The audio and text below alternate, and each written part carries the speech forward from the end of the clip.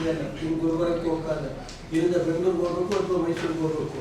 ಹಾಸನ ಜಿಲ್ಲೆಯಲ್ಲಿ ಹೃದಯವಿನ ಸಂಖ್ಯೆ ಹೆಚ್ಚಳಕ್ಕೆ ಆಹಾರ ಪದ್ಧತಿ, ಆಮೇಲೆ ಇದು ನಮ್ಮ MLA ಹೇಳಿದಂಗೆ ರೆಡ್ ಬಿಟ್ಟು ಮಾಂಸ ಕುಡಿತ ಊಟ ಇದು ಕಾರಣ ಅಂತ ಹೇಳ್ತಾವ್ರೆ ಕೆಲವರು, ಅಲ್ಲ ಎಲ್ಲರೂ ಹೇಳೋದು. ಅದರಿಂದ ಆಗುತ್ತೋ ಕೊಡುತ್ತೋ ಅದು ಗೊತ್ತಿಲ್ಲ ನಮಗೆ. ಆಮೇಲೆ ಜಿಲ್ಲೆಯೇ ಹಾಸನ ಜಿಲ್ಲೆಯಲ್ಲಿ ಅತಿ ಬಾರ್ಗಳು CL 7 ಇವೆಲ್ಲ ಆಗಿವಲ್ಲ, ಕುಡಿದು ಜನ ರೋಡಲ್ಲಿ ಬೀಳ್ತಾರೆ, ಅದು ಎಫೆಕ್ಟ್ ಇದೆ ಅಂತ. ಬರೀ ಹಾಸನ ಸಿಟಿ ಒಂದು ರೋಡಲ್ಲಿ ಬರ್ತಾರೆ.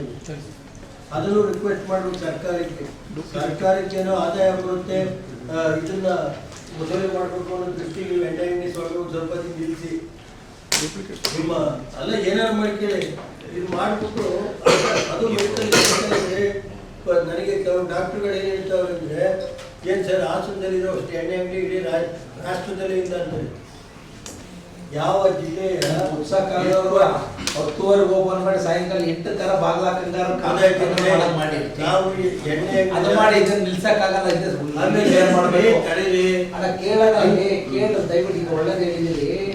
ದಯವಿಟ್ಟು ಕಾನೂನು ಪ್ರಕಾರ 10 ಗಂಟೆಗೆ ಓಪನ್ ಆಗಿರ್ಬೇಕನ್ನೋ ನಮಗೆ ಗೊತ್ತಿರಬೇಕು. ರಾತ್ರಿ 8 ಗಂಟೆಗೆ 9 ಗಂಟೆಗೆ ಕ್ಲೋಸ್ ಮಾಡೋದಿರ್ಬೇಕೇನೋ. ಕಡ್ಡಾಯವಾಗಿ ಅಷ್ಟು ಕ್ಲೋಸ್ ಮಾಡೋದು ಮಾಡಿ.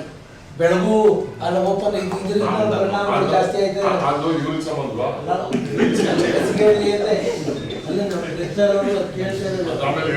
ಆಮೇಲೆ ಈಗ ಹಾಸನ ಜಿಲ್ಲೆಯ 7 ಸಾರ್ವಜನಿಕ ಆಸ್ಪತ್ರೆ 7 ಸಾರ್ವಜನಿಕ ಆಸ್ಪತ್ರೆಯಲ್ಲಿ ಕನಿಷ್ಠ 5 ಹಾಸಿಗೆ 7 ಆಸ್ಪತ್ರೆಗಳಿವೆ.